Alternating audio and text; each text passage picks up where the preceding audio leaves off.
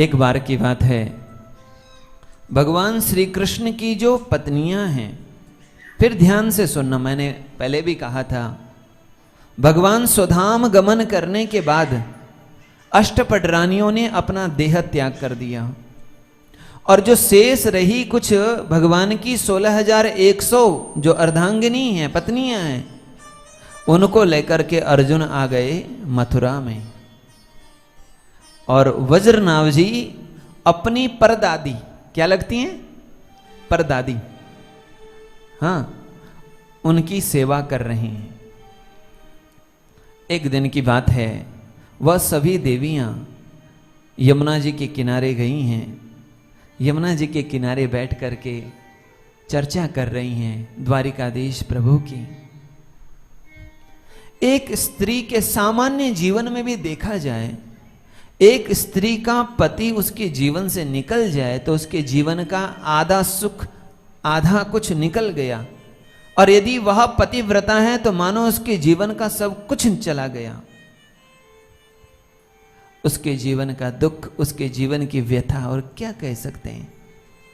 और साक्षात द्वारिकाधीश प्रभु जिनके पति हो, ऐसे भगवान द्वारिकाधीश के वियोग में सदा दुखी रहने वाली उनकी पत्नियां, उनकी अर्धांगिनियां कभी कभी विलाप करके रोने लगती हैं, कभी द्वारिकाधीश प्रभु का स्मरण करके मूर्छित होकर के गिरने लगती हैं। श्री कृष्ण के विरह से व्याकुल ये सभी रानियां एक दिन यमुना जी के किनारे बैठी है, आंखों से झरझर आंसू बह रहे हैं। यमुना जी को कह रहे हैं, अरे यमुना, तुम भी तो उन द्वारिकाधीश की अर्धांगिनी ही थी, तुम कितनी भाग्यशाली हो, तुम कितनी महान हो। द्वारिकाधीश प्रभु के स्वधाम जाते ही तुमने भी अपना देह त्याग कर दिया। तुम द्वारिकाधीश के विरह में, वियोग में एक क्षण नहीं रह पाए, और हम तो उनके विरह में अपने शरीर को धारण करके जी रही हैं। कृष्ण की अर्धांगिनियां यमुना जी के किनारे बैठी हैं और झरझर आंसू बह रहे हैं, द्वारिकाधीश को याद कर रहे हैं। इनकी विरह को देख करके यमुना जी से नहीं रहा गया। यमुना जी की बहती हुई धार से यमुना जी प्रकट हो गई। यमुना जी ने उन सभी से कहा, आप लोग इतनी दुखी क्यों हैं? और देखो, जब व्यक्ति दुखी होता है ना, तो उसका चेहरा बता देता है, उसकी आंखें बता देती हैं, उसका चेहरा बता देता है, उसका शरीर बता देता है। और जब व्यक्ति आनंद में हो ना, तो उसका मुख बता देता है, उसकी आंखें बता देती है, उसके चेहरे की चमक बता देती है कि ये बहुत खुश है, आनंद में है, प्रसन्न है। यमुना जी का स्वरूप देख करके वे सभी देवियां यमुना जी को पूछ रही हैं, तुम भी श्री कृष्ण की पत्नी हो, अर्धांगिनी हो, और हम भी श्री कृष्ण की अर्धांगिनी हैं। श्री कृष्ण के विरह में, उनके वियोग में हम व्याकुल हो रही हैं। श्री कृष्ण के विरह में हम रो रही हैं, उनको पुकार रहे हैं। हमको इतना कष्ट है उनके विरह का, लेकिन यमुने, आप आनंद में हो। आपका मुखारविंद बता रहे, आपकी आंखें बता रही है, आपका हाव भाव बता रहा है, आप इतने आनंद में हो, इतने प्रसन्न हो, इतने खुश हो, कैसे? तब यमुना जी ने सभी देवियों को कहा, यमुना जी कह रही हैं, आत्मा रामस्य कृष्णस्य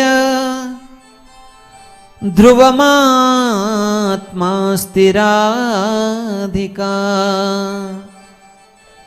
तस्या दास्य प्रभावेण विरहोस्मा न संस्पृशेत्। आत्मा रामस्य कृष्णस्य ध्रुवम आत्मा स्थिराधिका। ध्यान से सुनिए, शांडिल्य ऋषि ने जो बात कही, यमुना जी ने वही बात दोहरा दी। शांडिल्य ऋषि ने कहा, श्री कृष्ण की आत्मा कौन है? राधिका। वही बात यमुना जी दोहरा रही हैं और यमुना जी कह रही हैं, आत्मा राम श्री कृष्ण की आत्मा है राधिका, राधा रानी। और उन राधा रानी के दास्य के प्रभाव से, जब से हमने ये स्वीकार किया है कि हम श्री राधा रानी की दासी हैं, तब से हमारा विरह दूर हो गया है। राधे मेरी स्वामिनी,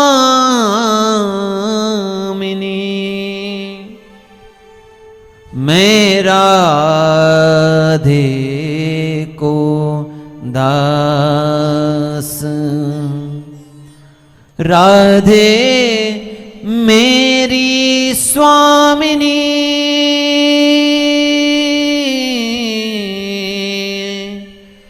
मैं राधे को दास, दास।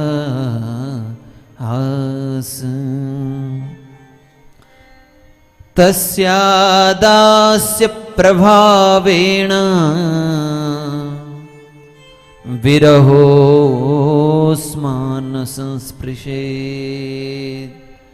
जब से हम उनके दास बन गए हैं, जब से हम उनकी दासी बन गई है, तब से श्री कृष्ण का विरह, उनका वियोग हमें कभी सताता नहीं है,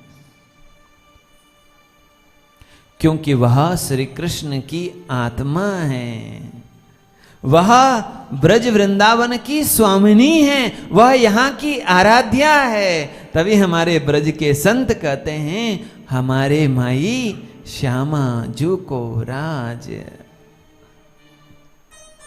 यहां वृंदावन में किसका राज है? तो कहते श्यामा जू का, किशोरी जी का, राधा रानी का राज है।